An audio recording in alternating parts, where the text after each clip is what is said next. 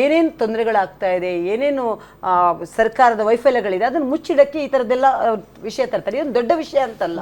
ಅದಕ್ಕೆ ನಿಮ್ಮ ಏನು ಉಡುಪಿ ಜಿಲ್ಲೆಯ ಜಿಲ್ಲಾಧಿಕಾರಿಗಳು ಕೂಡ ಲೆಟರ್ ಪತ್ರಿಕಾ ಪ್ರಕರಣ ಕೊಟ್ಟಿದ್ದಾರೆ, ಯಾವ ಥರ ಮಾಡಿದ್ದಾರೆ ಏನು ಎಲ್ಲವನ್ನು ಡೀಟೇಲ್ಸ್ ಇದೆ. ಹಾಗೆಯೇ ಹರೀಶ್ ಶೆಟ್ಟಿ ಅನ್ನೋರು ಒಂದು ಲೆಟ್ರ್ ಕೂಡ ಕೊಟ್ಟಿದ್ದಾರೆ ಇದನ್ನು ಖಂಡಿಸಿಬಿಟ್ಟು. ಆ ಲೆಟ್ರಲ್ಲಿ ಏನು ಹೇಳಿದ್ದಾರೆ ಅಂದರೆ, ಉಡುಪಿ ಜಿಲ್ಲಾಧಿಕಾರಿಯವರು ಪರ್ಯಾಯ ಕಾರ್ಯಕ್ರಮದ ಸಂದರ್ಭದಲ್ಲಿ ಧ್ವಜವನ್ನು ಪ್ರದರ್ಶಿಸಿದ ಕುರಿತು ಶಿಸ್ತು ಕ್ರಮ ಕೈಗೊಳ್ಳುವ ಬಗ್ಗೆ ಅಂತ ಒಂದು ಲೆಟ್ರ್ ಕೊಟ್ಟಿದ್ದಾರೆ ಹರೀಶ್ ಶೆಟ್ಟಿ ಅಂತ. ನಾನು ಹೇಳೋದು, ಸರಿಸುಮಾರು 3 ಗಂಟೆಗೆ ಉಡುಪಿ ನಗರದ ಜೋಡುಕಟ್ಟೆಯಿಂದ ಶ್ರೀಕೃಷ್ಣ ಮಠದವರೆಗೆ ಪರ್ಯಾಯ ಮೆರವಣಿಗೆ ನಡೆಯುವಂಥ ಈ ಸಂದರ್ಭದಲ್ಲಿ ಈ ಕಾರ್ಯಕ್ರಮದಲ್ಲಿ ಉಡುಪಿ ಜಿಲ್ಲಾಧಿಕಾರಿ ಶ್ರೀಮತಿ ಸ್ವರೂಪ್ ಇವರು ಭಾಗವಹಿಸಿದ್ರು. ಪರ್ಯಾಯ ಮೆರವಣಿಗೆ ಆರಂಭಕ್ಕೂ ಮೊದಲು ಉಡುಪಿ ಶಾಸಕರಾದ ಯಶ್ಪಾಲ್ ಸುವರ್ಣ ಅವರು ಜಿಲ್ಲಾಧಿಕಾರಿಯವರ ಕೈಗೆ ಧ್ವಜವನ್ನು ಹಸ್ತಾಂತರಿಸಿದ್ರು.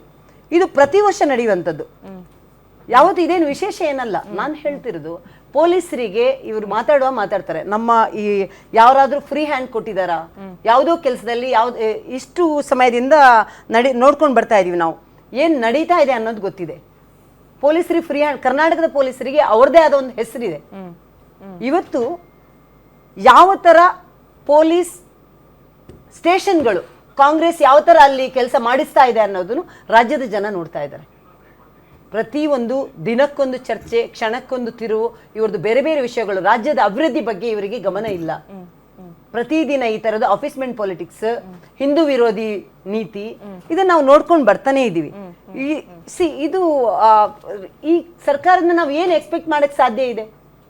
ಬೇರೆನಾದ್ರು ಎಕ್ಸ್ಪೆಕ್ಟ್ ಮಾಡಕ್ ಸಾಧ್ಯ ಇದೆಯಾ? ಇವ್ರಿಗೆ ಯಾವ್ದು ನೋಡಿ, ಇಲ್ಲಿ ಬೆಂಗಳೂರದೇ ಮಾತಾಡೋಣ, 585 ಗುಂಡಿಗಳು ಅದ್ರ ಬಗ್ಗೆ ಏನೋ ಮಾತಾಡ್ತಾರ. ಅವರಿಗೆ ಅಸಮಾಧಾನ ತಂದಿರೋದು ಅದು RSS ಫ್ಲಾಗ್ ಅಂತನ ಅಥವಾ ಸನಾತನ ಹಿಂದೂ ಧರ್ಮದ ಪ್ರತೀಕದ ಫ್ಲಾಗ್ ಅಂತನ? ಈಗ ಅವ್ರಿಗೆ ಏನ್ ಅಸಮಾಧಾನ ತಂದಿರೋದು ಅನಿಸ್ತಾ ಇದೆ? ಪಾಕಿಸ್ತಾನಕ್ಕೆ ಜೈಕಾರ ಹಾಕುವವರು ಇವರಿಗೆ ಚೆನ್ನಾಗಿದ್ದಾರೆ, ಅದು ಕೂಡ ಪಾಕಿಸ್ತಾನ ಧ್ವಜ ತೋರಿಸಿದವರು ಇವರಿಗೆ ಆಗುತ್ತೆ. ಕೂಡ ವಿಧಾನಸೌಧದಲ್ಲಿ ಪಾಕಿಸ್ತಾನ ಜೈ ಅಂತ ಹೇಳಿದವ್ರ ಬಗ್ಗೆ ಏನ್ ಕ್ರಮ ಆಯ್ತು? ನೀವು ಮಾತಾಡ್ತಿದ್ರಲ್ಲ, ಮಾತಾಡಕ್ಕೊಂದು ನೈತಿಕತೆ ಬೇಕು. ಇಲ್ಲಿ ಏನಾದ್ರೂ ಇವರು ಪರ್ಫೆಕ್ಟ್ ಆಗಿ ಆಡಳಿತ ನಡೆಸ್ತಾ ಇದ್ದಾರೆ, ಪರ್ಫೆಕ್ಟ್ ಆಗಿ ಸರ್ಕಾರ ನಡೆಸ್ತಾ ಇದ್ದಾರೆ ಅಂದ್ರೆ ಅದು ಬೇರೆ ವಿಷಯ. ಪಾಕಿಸ್ತಾನ ಧ್ವಜ ತೋರಿಸಿದವರಿಗೆ ಏನು ಪ್ರಾಬ್ಲಮ್ ಇಲ್ಲ, ಪಾಕಿಸ್ತಾನಕ್ಕೆ ಜೈಕಾರ ಹಾಕಿದವರಿಗೆ ಏನು ಪ್ರಾಬ್ಲಮ್ ಇಲ್ಲ, ಬಾಂಗ್ಲಾದೇಶಿಗೆ ಜೈಕಾರದವರಿಗೆ ಪ್ರಾಬ್ಲಮ್ ಇಲ್ಲ. ನಮ್ಮ ಇಲ್ಲಿ ಉಡುಪಿಯಲ್ಲಿ ನಮ್ಮದೇ ಒಂದು ಸನಾತನ ಧರ್ಮ ನಡೆಯುವಂತಹ ಒಂದು ಜಾಗದಲ್ಲಿ ಧ್ವಜ ತೋರಿಸಿದ ತಕ್ಷಣ ಇವರಿಗೆ ಉರಿ ಬರುತ್ತೆ. ಆಯ್ತು ಕಾಂತಿ ಅವರೇ, ನಿಮ್ಮ ಮಾತು ಅರ್ಥ ಆಯ್ತು. ಬಟ್ ನಮ್ಮ ರಾಜ್ಯದಲ್ಲಿ, ನಮ್ಮ ದೇಶದಲ್ಲಿ ಆಫೀಸರ್ಸ್ಗಳಿಗೆ ಅವರದ್ದೇ ಆದಂತಹ ಒಂದು ಲಿಮಿಟ್ಸ್ ಇರುತ್ತೆ, ಚೌಕಟ್ಟಿರುತ್ತೆ. ಅದಕ್ಕೆ ಏನಂತೀರಿ? IAS ಆಫೀಸರ್ ಆಗಿ ಧ್ವಜ ಹಿಡಿದಿದ್ದಕ್ಕೆ ನಮ್ಮ ವಿರೋಧ? ಅಯ್ಯೋ, ಈ ಕಾಂಗ್ರೆಸ್ ಪಕ್ಷದ ಈ ಸನಾತನ ಧರ್ಮ ವಿರೋಧಿ ನೀತಿ ಇದೆಯಲ್ಲ, ಅದು ಕಾಂಗ್ರೆಸ್ ಬಿಜೆಪಿ ಅನ್ನಕ್ಕಿಂತ ಯಡಿಯೂರಪ್ಪ ಅವ್ರ ಕಾಲದಲ್ಲೂ ಆ ರೂಲ್ಸ್ ಇತ್ತು. IAS ಆಫೀಸರ್ಸ್ ಗಳಿಗೆ ಅಂದ್ರೆ ಅವರದ್ದೇ ಆದಂತಹ ಲಿಮಿಟ್ಸ್ ಇತ್ತು. IAS ಆಫೀಸರ್ ಆಗಿ ಅವರು ಈ ಧ್ವಜವನ್ನು ಹಿಡಿದಿದ್ದು ಅವ್ರಿಗೆ ತಪ್ಪಾಗಿ ಕಾಣಿಸ್ತಾ ಇದೆ. ಈಗ ರಾಜಕೀಯ ನಾಯಕನೋ ಅಥವಾ ಇನ್ನೊಬ್ಬನೋ ಹೋಗಿ ಅಥವಾ ಯಾವುದೋ ಒಂದು ಸಿನಿಮಾ ಇಂಡಸ್ಟ್ರಿ ಅವರು ಹೋಗಿ ಫ್ಲಾಗ್ ಹರಿಸಿದ್ರೆ ಅವ್ರು ಪ್ರಶ್ನೆ ಮಾಡ್ತಾ ಇರಲಿಲ್ಲ. ಅಧಿಕಾರಿ ನಿಮ್ ಕೆಲಸ ನೀವು ಮಾಡ್ರಿ, ನಿಮ್ ಲಿಮಿಟ್ಸ್ ನ ನೀವು ಯಾಕ್ರಿ ಕ್ರಾಸ್ ಮಾಡ್ತೀರಿ? ನೀವು ಒಂದು ಪಕ್ಷಕ್ಕೆ ಅಥವಾ ಒಂದು ಧರ್ಮಕ್ಕೆ ಸಂಬಂಧಪಟ್ಟಂಗೆ ಕೆಲಸ ಮಾಡ್ತೀರಾ ನೀವು ಅಂತ ಕೇಳ್ತಾರೆ. ಅವಾಗ ನಾವು ಒಂದೇ ಮಾತು ಹೇಳಕ್ ಇಷ್ಟಪಡ್ತೀನಿ, ಕಾಂಗ್ರೆಸ್ ಪಕ್ಷ ಈ ಓಲೈಕ ರಾಜಕಾರಣಕ್ಕೋಸ್ಕರ ಬಹುಸಂಖ್ಯಾತ ಈ ಹಿಂದೂಗಳ ಪ್ರತಿ ಆಚರಣೆಯಲ್ಲೂ ತಡೆ ಬರ್ತಾ ಇದೆ ನೋಡಿ. ಇದು ಬೇಸರ ಆಗುವಂತ ವಿಷಯ. ಇದು ಒಂದಲ್ಲ, ಈಗ ನಾವು ಗಣೇಶ ಮೂರ್ತಿನೂ ಇದು ಜೈಲಿಗೆ ಹಾಕಿದ್ದು ನೋಡಿದೀವಿ, ನಾವು ಸಸ್ಪೆಂಡ್ ಹಾಕಿ ಪೊಲೀಸರು ಎತ್ಕೊಂಡು ಹೋಗಿದ್ದು ನೋಡಿದೀವಿ. ಅಥವಾ ಒಂದು DJ ಹಾಕ್ಬೇಕು ಅಂದ್ರೆ ನಮ್ ಪರ್ಮಿಷನ್ ಆಗ್ತಿದೆ ರಾಜ್ಯದಲ್ಲಿ. ನೀವು ವಾಲ್ಮೀಕಿ ಪುತ್ಥಳಿ ಹತ್ರ ಒಂದು ಗಲಾಟೆ ಆಯ್ತಲ್ಲ, ಬಳ್ಳಾರಿಯಲ್ಲಿ ಗಲಾಟೆ, ಸ್ವಾಮಿ ಫೋಟೋಗಳನ್ನು ಕೊಟ್ಟಾಗ ತಳ್ಳಿದ್ನು ತಗೋಬಹುದು ನೀವು.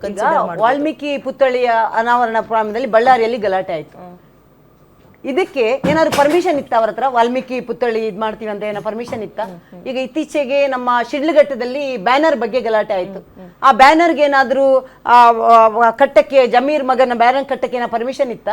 ಇದು ತೊಗಲಕ್ ಸರ್ಕಾರ, ಅವ್ರಿಗೆ ಏನ್ ಬೇಕು, ಯಾವ ತರ ಬೇಕು, ಆಫೀಸ್ಮೆಂಟ್ ಪಾಲಿಟಿಕ್ಸ್ ಮಾಡ್ತಾ ಇರ್ತಾರೆ. ನಾನು ಹೇಳೋದು, ಇವಾಗ ಕೋಗಿಲು ಇದಾಯ್ತು, ನಾವು ಹೋರಾಟ ಮಾಡಿಲ್ಲ ಅಂದ್ರೆ 200 ಮನೆಗಳು ಕೊಡ್ತಾ ಇದ್ರು. ಪ್ರತಿಯೊಂದಕ್ಕೂ ಬಿಜೆಪಿ ಹೋರಾಟ ಮಾಡ್ಕೊಂಡು ಇವ್ರ ಹತ್ರ ಮಾಡ್ಬೇಕು. ಫಾರ್ ಎಕ್ಸಾಂಪಲ್, ನೀವು ಹೋರಾಟ ಮಾಡಿದ್ದು ಅಲ್ಲಿ ಇನ್ನೊಂದು ಧರ್ಮದವರಿಗೆ ಮನೆ ಕೊಡ್ತಾ ಇದ್ದಾರೆ ಅಂತನಾ? ಖಂಡಿತ ಇಲ್ಲ. ನಾವು ಹೋರಾಟ ನೋಡಿ, ಕರ್ನಾಟಕದಲ್ಲಿರುವ ಮುಸಲ್ಮಾನರು ಅವರಿಗೆ ಮನೆ ತಗೊಳ್ಳುವ ಹಕ್ಕಿದೆ. ನಾನು ಹೇಳ್ತಾ ಇರೋದು ಬೇರೆ ರಾಜ್ಯದಿಂದ ಬಂದಿರುವಂತಹ ಬಾಂಗ್ಲಾದಿಂದ ಬೇರೆ ದೇಶದಿಂದ ಬಂದಿರುವವರಿಗೆ ನಾವು ವಿರೋಧವಿದೆ ಹೊರತು ಕರ್ನಾಟಕದಲ್ಲಿರುವ ಮುಸಲ್ಮಾನರ ಬಗ್ಗೆ ನಾವು ಯಾವತ್ತೂ ಮಾತಾಡಿಲ್ಲ. ವಲಸಿಗರ ಬಗ್ಗೆ ನಾವು ಅಕ್ರಮ ವಲಸಿಗರು ನಾನು ಹೇಳುದು ಇವರಿಗೆ ಏನು ಎಷ್ಟು ಅಫೀಸ್ಮೆಂಟ್ ಎಷ್ಟು ಕೆಟ್ಟದಾಗಿ ಒಂದು ಪರ್ಯಾಯಸ್ಥ ನಡೀತಾ ಇದೆ. ಈ ತರ ಇದ್ರಲ್ಲೂ ಒಂದು ರಾಜಕೀಯ ಮಾಡ್ತಾರೆ ಅಂದ್ರೆ ಏನು ಮಾಡಕ್ಕಾಗಲ್ಲ ಇವರಿಗೆ. ಮೊದಲೇ ನೀವು ಕೋಗಿಲು ಅಲ್ಲಿ ಯಾವ ತರ ಆಯ್ತು ಚರ್ಚೆ, 200 ಮನೆ ಅಂತ ಆಯ್ತಾ ಇಲ್ವಾ? ನಾವು ಹೋರಾಟ ಮಾಡಿದಕ್ಕೆ ತಾನು 25 ಮನೆಗೆ ಸೀಮಿತ ಮಾಡಿದ್ರು. ಇವರಿಗೆ ಇವರ ಕುರ್ಚಿ ಭದ್ರ. ಇವ್ರು ನೋಡಿ ದಾಬಾಸ್ ಇದರಲ್ಲಿ DCM ಅವರು ಒಂದು ಇದಕ್ಕೆ ಹೋಗ್ಬೇಕಾಗಿತ್ತು, ನಮ್ಮ ರಾಜ್ಯನ ಪ್ರತಿನಿಧಿಸಬೇಕಾಯ್ತು. ಅವರ ಕುರ್ಚಿ ಗಲಾಟೆಗೋಸ್ಕರ ರಾಜ್ಯದ ಬಗ್ಗೆ ಅವರ ಹಿತ ಇಲ್ಲ. ರಾಜ್ಯದ ಬಗ್ಗೆ ಹಿತ ಇದ್ದಿದ್ರೆ ಅವರು ಅಟೆಂಡ್ ಮಾಡ್ತಾ ಇದ್ರು. ಏನು ನಿಮ್ಮ ಮಾತಿನ ಅರ್ಥ? ಓಲೈಕೆ ರಾಜಕಾರಣ? ನನ್ನ ಮಾತಿನ ಅರ್ಥ ಇಷ್ಟೇ, ನಮ್ಮ ಇದು ಅಭಿವೃದ್ಧಿ ಶೂನ್ಯ ಸರ್ಕಾರ. ಇವ್ರು ಬರೀ ಅಫೀಸ್ಮೆಂಟ್ ಪೊಲಿಟಿಕ್ಸ್ ಬಿಟ್ಟು ರೈತ ವಿರೋಧಿ ಸರ್ಕಾರ, ಮಹಿಳಾ ವಿರೋಧಿ ಸರ್ಕಾರ, ಜನ ವಿರೋಧಿ ಸರ್ಕಾರ. ಇವ್ರು ಯಾವುದ್ರ ಬಗ್ಗೆನೂ ಇವ್ರಿಗೆ ಕಿಂಚಿತ್ ಈಗ ಬಂದ ಒಂದು 2.5 ವರ್ಷ ಆಯ್ತಲ್ಲ ವಿದ್ಯಾ, ನಾನು ಹೇಳುದು ಒಂದು 5 ಅಭಿವೃದ್ಧಿ ಕಾರ್ಯ ಏನಾದ್ರೂ ಇದೆಯಾ? ಪ್ರತಿನಿತ್ಯ ನಾವು ಈ ಚಾನಲ್ ಬಂದು ಕೊಟ್ಟಿದ್ದಾರಲ್ಲ, ನಾನು ಹೇಳುದು ಈ ಚಾನಲ್ ಬಂದು ಗ್ಯಾರಂಟಿ ಕೊಟ್ಟಿದ್ದಾರಲ್ಲ, ಹೆಣ್ಮಕ್ಳು ಖುಷಿ 5,000 ಕೋಟಿ ಗ್ಯಾರಂಟಿ ಎಲ್ಲ ಬಿಜೆಪಿಯಲ್ಲಿರೋರು ಸ್ವೀಕರಿಸ್ತಾ ಇದ್ದಾರೆ ಅದನ್ನ. ನೋಡಿ, ಬಿಜೆಪಿಯಲ್ಲಿ ಇದ್ದಾಗ ನಾವು ಏನಾದ್ರೂ ಕೇಳಿದ್ರೆ ನೀವು ಮಾಡಿಲ್ವಾ ಅಂತ ಹೇಳ್ತಾರೆ. ಒಂದು ಮಾತು ಈ ವಾಹಿನಿ ಮುಖಾಂತರ ನಾನು ಹೇಳಲೇಬೇಕು, ಅಪರಾಧಗಳ ಸಂಖ್ಯೆ 40% ಇನ್ಕ್ರೀಸ್ ಆಗಿದೆ. ಇದ್ರ ಬಗ್ಗೆ ಯಾರಾದ್ರೂ ಏನಾದ್ರು ಮಾತಾಡ್ತಾರ? ರಿಪೋರ್ಟ್ ನಮ್ಮ ಪೊಲೀಸರು ತುಂಬಾ ಅಚ್ಚುಕಟ್ಟಾಗಿ ಕೆಲಸ ನಿರ್ವಹಿಸ್ತಾ ಇದ್ದಾರೆ ಅಂತ ಕೊಟ್ಟಿದ್ದಾರೆ. ಮೊನ್ನೆ DGP ರಾಮಚಂದ್ರ ಅವ್ರದ್ದು ಬಿಟ್ಬಿಡ್ರಿ, ಹಿಂದಿಂದ ಮಾತಾಡಿ. ನಮ್ಗೆ ನಗು ಏನಕ್ಕೆ ಬರ್ತಾ ಇದೆ ಅಂದ್ರೆ, ಇತ್ತೀಚೆಗೆ CM ಅವರು ಒಂದು ರಿವ್ಯೂ ಮೀಟಿಂಗ್ ಅಟೆಂಡ್ ಮಾಡ್ತಾರೆ. ಆ ರಿವ್ಯೂ ಮೀಟಿಂಗ್ ಅಲ್ಲಿ ಏನಂತ ಹೇಳ್ತಾರೆ, ನಾವು ಮಹಾರಾಷ್ಟ್ರದಿಂದ ಪೊಲೀಸರು ಬಂದು CM ತವರೂರಾದ ಮೈಸೂರಲ್ಲಿ 38 ಕೋಟಿ ಡ್ರಗ್ಸ್ ಹಿಡಿಲಕ್ ಬರ್ಬೇಕಾ? ಇಲ್ಲಿಯ ಪೊಲೀಸರಿಗೆ ಫ್ರೀ ಹ್ಯಾಂಡ್ ಕೊಟ್ಟಿದ್ರೆ ಇಲ್ಲಿಯ ಪೊಲೀಸರು ಹಿಡಿತಾ ಇದ್ರೆ ಮಹಾರಾಷ್ಟ್ರದವ್ರು ಯಾಕೆ ಬರ್ಬೇಕಾಗಿತ್ತು? ನಾನು ಹೇಳಿದೆ, ಇವರ ಒಂದು ವೈಫಲ್ಯಗಳನ್ನು ಮುಚ್ಚಿಡಕ್ಕೆ ದಿನಕ್ಕೊಂದು ವಿಶೇಷಗಳು ಬರ್ತಾನೆ ಇರುತ್ತೆ ಬಿಟ್ರೆ ಬೇರೆ ಯಾವ ಇದನ್ನು ನಾವು ಎಕ್ಸ್ಪೆಕ್ಟ್ ಮಾಡಕ್ ಸಾಧ್ಯ ಇಲ್ಲ. ನಾವು ಹೇಳುದಿಷ್ಟೇ, ಈಗ ಕಾಂಗ್ರೆಸ್ ವಕ್ತಾರ ಏನಾದ್ರು ಕೇಳಿಸ್ಕೊತಾ ಇದ್ರೆ ನಾವು ಒಂದ್ ಮಾತು ಹೇಳಕ್ ಇಷ್ಟಪಡ್ತೀನಿ. ಕರ್ನಾಟಕದಲ್ಲಿ ಅವ್ರು ಬಂದಾಗಿನ ಒಂದು 5 ಅಭಿವೃದ್ಧಿ ಕಾರ್ಯನ ಹೆಸರಿಸಿ. ಕೊಟ್ಟಿದ್ದೀವ್ರಲ್ರಿ, ಫೆಬ್ರವರಿ ಮಾರ್ಚ್